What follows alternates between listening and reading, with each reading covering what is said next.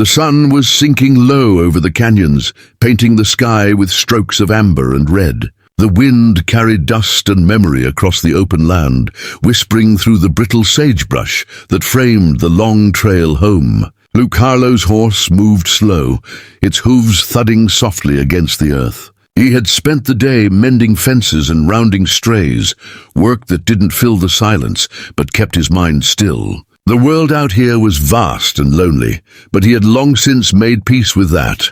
Solitude, after all, didn't betray a man.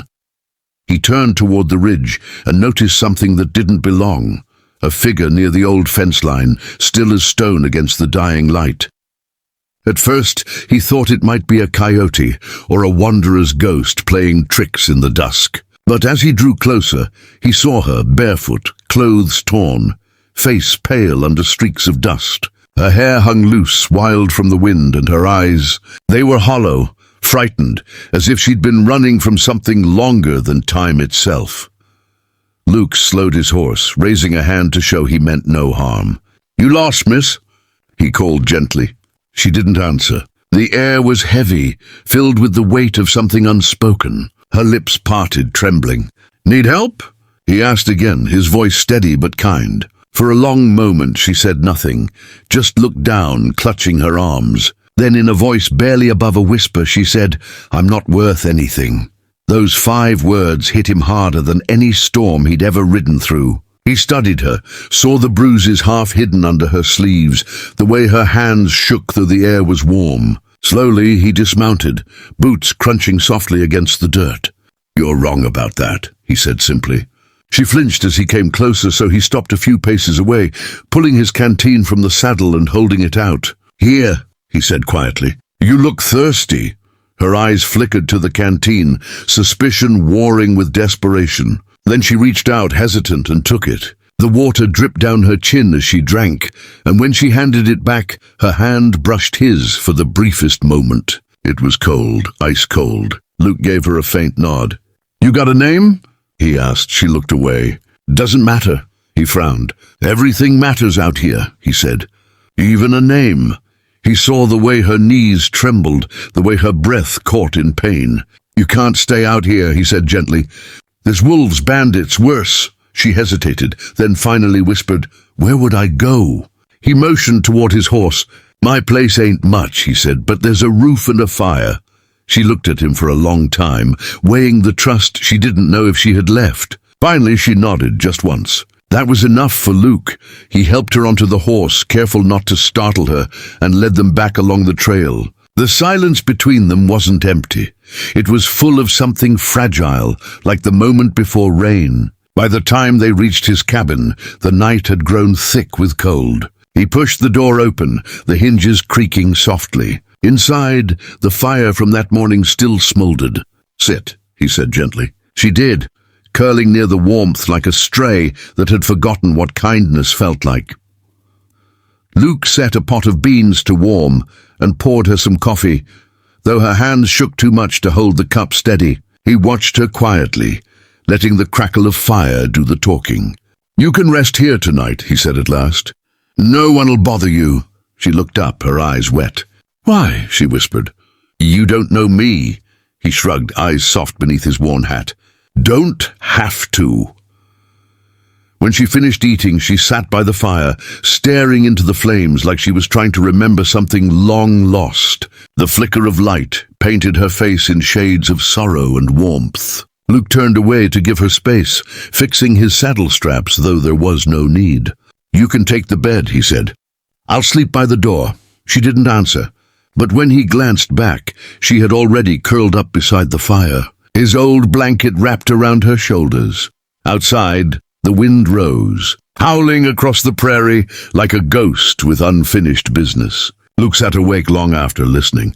Every now and then, he'd glance at her, her face softer in sleep, the pain eased just a little by warmth and safety. He didn't know her story, didn't need to. Sometimes, in the silence of the plains, a man's heart knew enough without words. She murmured something in her sleep, and for the first time in years, Luke whispered a prayer he didn't know he still remembered. Dawn came slow, spreading pale light over the hills. Luke brewed coffee, his movements quiet. She stirred awake, blinking at the sight of the rancher by the stove. For a second she looked almost afraid, but then she saw the coffee, the folded bread, and something in her gaze softened. "Morning," Luke said, his tone as gentle as the sunrise. She nodded faintly. "Morning." For the first time her voice didn't tremble. As the fire crackled and the sky brightened, Luke caught himself smiling. It wasn't much, a quiet, tired smile, but it was real. Somewhere deep inside, something long asleep had stirred awake again. He didn't know who she was or what storms she'd survived, but he knew one thing for certain: she had come to him for a reason. And maybe, just maybe, two broken souls could teach each other what it meant to feel alive again. Days drifted by like dust in the wind, slow and unhurried. She found small ways to repay his kindness, mending torn shirts, sweeping the porch, and keeping the fire burning through the cold nights. Luke never asked her to, but he didn't stop her either. It wasn't about debt or duty anymore. It was about rhythm, two lives learning to move in quiet understanding. Sometimes she'd stand by the window watching the horizon, as if waiting for someone who'd never return. Luke saw it, but he didn't pry. Out here everyone had ghosts. You just learned to live alongside them.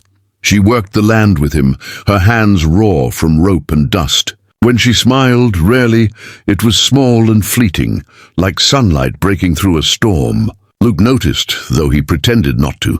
He'd catch himself glancing her way while mending a fence or branding cattle, wondering how someone could carry so much pain and still keep going. She never complained, never asked for more than a little bread, a little silence, and a place to breathe.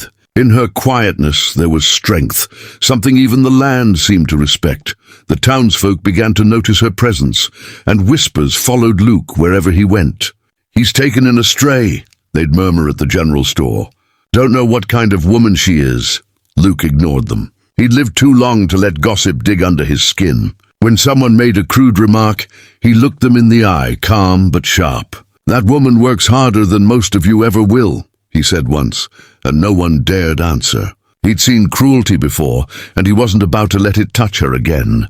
She, too, had noticed the stares when she rode into town with him. She'd keep her head low, her hat pulled tight, but her hands would tremble slightly around the reins. Luke saw it, and always made sure to walk beside her, silent but steady, like a wall against the world's judgment. When they'd return home, she'd exhale softly, as if the land itself welcomed her back. The cabin, once cold and empty, now carried a heartbeat again. Two, actually.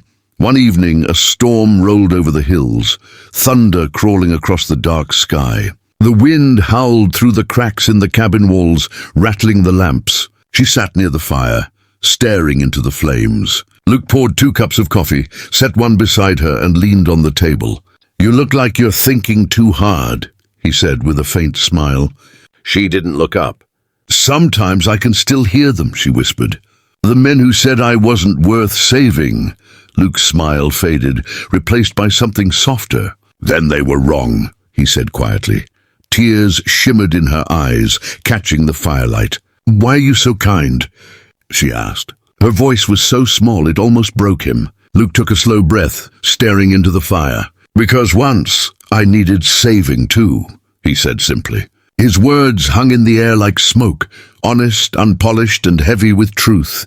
For a long moment neither spoke. The storm raged outside, but inside something gentler began to form. Trust, fragile but real. Later that night, she stood by the door, watching the rain fall through the dark. "You don't know what I've done," she murmured, her voice trembling. Luke stepped closer, the lamplight soft against his weathered face. "Don't need to," he said. "Whatever it was, it's behind you now." She turned to him, startled by how easily he said it, by how much he seemed to mean it. He wasn't offering forgiveness. He was offering peace, and that to her was harder to accept than any punishment. The days grew warmer, the land greener. She began to laugh again, quiet, careful laughter that surprised them both. She sang once, a soft tune in a language Luke didn't know. It filled the air with something sacred, something alive. Luke stopped his work to listen, not wanting to break the spell. "That's a good sound," he said finally. She smiled shyly, tucking her hair behind her ear. "Haven't sung in years," she admitted. "Maybe you just needed someone to hear it," he replied. One morning, she surprised him by bringing in a colt she'd found near the creek, limping and scared. "He was alone," she said softly. Luke knelt beside her, examining the wound. "You've got a soft heart," he said with a grin.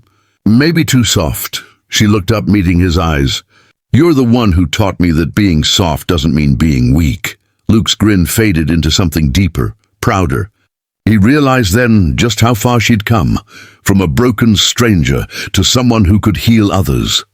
As summer painted the land gold, their bond deepened without words. She'd bring him lunch under the cottonwood tree where he worked, and sometimes they'd just sit there, watching the wind move through the grass. He'd tell her stories from his younger days, some true, some less so, and she'd laugh, the sound of it carrying across the field like music. The loneliness that had once haunted his cabin had been replaced by something sacred, something that didn't need a name. One evening, as the sun bled across the hills, she turned to him, her voice barely above the wind. "I never said thank you," she whispered. Luke smiled faintly. "You don't have to." She shook her head, stepping closer. "Yes, I do. You made me believe I still have worth." For a long moment, they stood there, two souls the world had tried to break, holding on to a kind of grace neither had expected to find. As dusk deepened into night, the prairie grew quiet, the firelight flickering against their faces. Luke took her hand, rough against delicate fingers, and said, "Ain't about worth, miss. It's about heart. And yours, well, it's stronger than most." She looked up at him, tears glistening, but her smile steady. In that small, quiet moment, surrounded by the vast wild of the West, they both found what the world had stolen long ago: peace, belonging, and a love that asked for nothing but truth.